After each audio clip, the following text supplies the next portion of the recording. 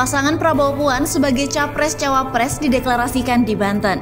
Koordinator Presidium Nasional Poros Prabowo Puan, Andianto, mengungkapkan pasangan Capres-Cawapres tersebut merupakan sebuah solusi yang dibutuhkan oleh bangsa.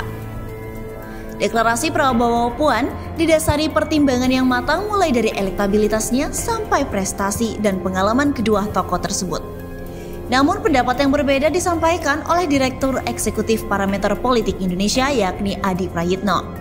Dia menilai pasangan Ganjar Sandiaga lebih aman diusung jika Gerindra dan PDIP berkoalisi di Pilpres 2024. Menurutnya, opsi Prabowo Puan belum mendapatkan respon yang kuat dari publik. Dilansir dari Merdeka.com, Dewan Presidium Nasional Poros Prabowo Puan mendeklarasikan pasangan Prabowo Subianto dan Puan Maharani untuk menjadi calon presiden dan wakil presiden pada pemilihan umum 2024 mendatang. Koordinator Presidium Nasional Poros Prabowo Puan, Andianto, mengatakan deklarasi pasangan Capres-Cawapres tersebut adalah yang pertama dilaksanakan di wilayah Banten. Ini deklarasi untuk wilayah Provinsi Banten. Untuk provinsi yang pertama, selanjutnya kami juga akan mendeklarasikan ke provinsi-provinsi lainnya, kata Andianto di Resto Saepisan, BSD Tangerang Selatan pada Senin 29 November. Dia menuturkan Poros Prabowo Puan digagas oleh para tokoh-tokoh pemuda pada 3 November 2021. Gagasan itu kemudian mencetuskan semangat untuk memajukan nama Prabowo Subianto dan Puan Maharani sebagai Capres dan Cawapres 2024. Dia berharap dengan adanya deklarasi Poros Prabowo Puan, partai politik peserta pemilu terutama Partai Gerindra dan Partai Demokrasi Indonesia Perjuangan mendukung Prabowo sebagai Capres dan Puan Maharani sebagai Cawapres. Sebab poros tersebut beranggapan kalau kedua pasangan tersebut merupakan pasangan ideal untuk menangani segala persoalan yang sedang dialami oleh bangsa saat ini. Dia memastikan bila kedua tokoh tersebut maju sebagai Capres-Cawapres, elektabilitas keduanya untuk menjadi pemimpin bangsa cukup tinggi.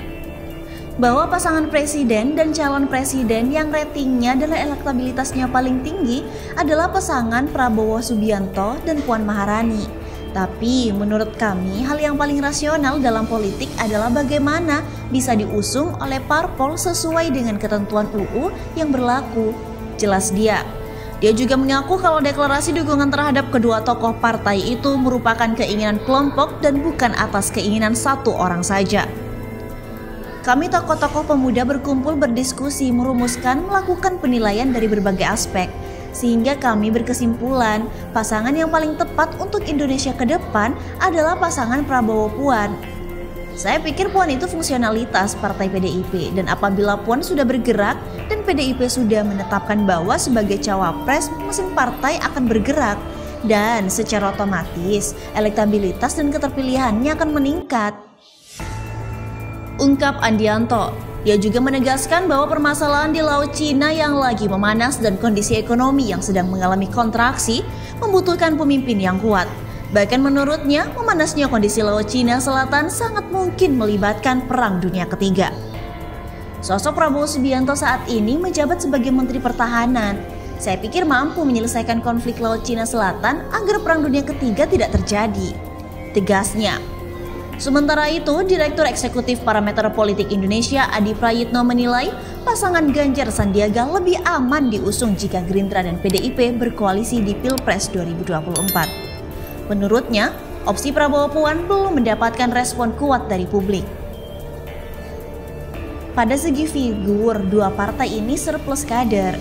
Di PDIP ada Puan dan Ganjar. Di Gerindra ada Prabowo dan Sandi. Ibarat main bola, tergantung PDIP, Gerindra mau pakai strategi apa. Kalau mau main aman, majukan duet Ganjar Sandi, tentu opsi bagus. Karena opsi Prabowo Puan, respon publik belum kuat, kata Adi lewat keterangannya pada Senin 29 November 2021. Menurutnya, sejauh ini Gerindra PDIP masih menjadi poros utama untuk Pilpres 2024. Partai lain bisa merapat ke koalisi tersebut. Sejauh ini, PDIP Gerindra masih jadi poros utama yang bisa menjadi magnet koalisi 2024, baik secara partai dan figur. Dari segi partai, PDIP Gerindra masuk 3 besar dan dominan suaranya, terang Adi. Adi menambahkan pembicaraan PDIP Gerindra sudah diprediksi pasti bakal berkoalisi. Dia hanya berharap perjanjian batu tulis jilid 2 duet Mega Prabowo di Pilpres 2009 tidak terulang. Bicara PDIP dan Gerindra, pastinya bicara koalisi 2024. Dan semoga tak ada perjanjian batu tulis jilid kedua, pungkasnya. Sebelumnya, Sekjen Partai Gerindra Ahmad Muzani berbicara mengenai kepentingan Partai Gerindra pada pemilu 2024 di Provinsi Jawa Tengah. Dia mengatakan, Jawa Tengah adalah provinsi yang memiliki geopolitik yang khas. Dia menilai sejak pemilu 1999 sampai 2019, PDIP selalu mendominasi Jawa Tengah sebagai pemenang pemilu. Berbeda halnya dengan provinsi lainnya di Pulau Jawa yang selalu bergantian pemenangnya dalam setiap pemilu. Untuk itu, Muzani meminta agar Partai Gerindra banyak belajar dengan PDIP tentang cara mempertahankan kepercayaan rakyat seperti yang terjadi di Jawa Tengah. Hal itu disampaikan di Semarang pada Minggu 28 November saat peresmian kantor DPC Gerindra Kota Semarang yang juga dihadiri oleh pengurus DPD PDIP Jateng dan juga DPC PDIP Kota Semarang. Termasuk sejumlah elit Partai Gerindra seperti Waketum Sugiono, Ketua OK DPP Prasetyo Hadi, Ketua DPD Jateng Abdul Wahid dan sejumlah DPR RI Gerindra dari Dapil Jateng.